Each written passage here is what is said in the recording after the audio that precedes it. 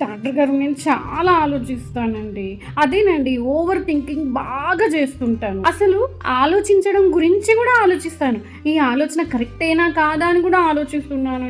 చిన్న సిమ్టమ్‌ని పెద్దగా ఊహించేసుకుంటాను. ప్రతీదీ గూగుల్‌లో సెర్చ్ చేసి నాకు ఇది ఉందేమో అని భయపడుతుంటాను.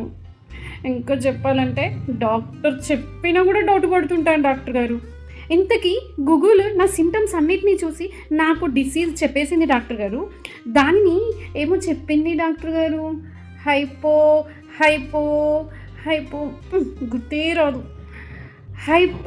గుర్తొచ్చింది డాక్టర్ గారు. Hypochondria hypochondriasis.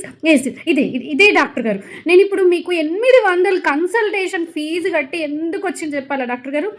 నేను గూగుల్ సెర్చ్ చేసిన నా సిమ్టమ్స్, మీరు చెప్పే సిమ్టమ్స్ ఒక్కటేనా అని కన్ఫర్మ్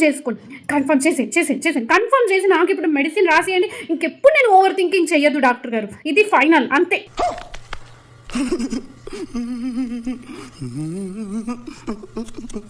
సెల్ఫ్ డయాగ్నోసిస్ కన్నా రైట్ గైడెన్స్ చాలా ఇంపార్టెంట్.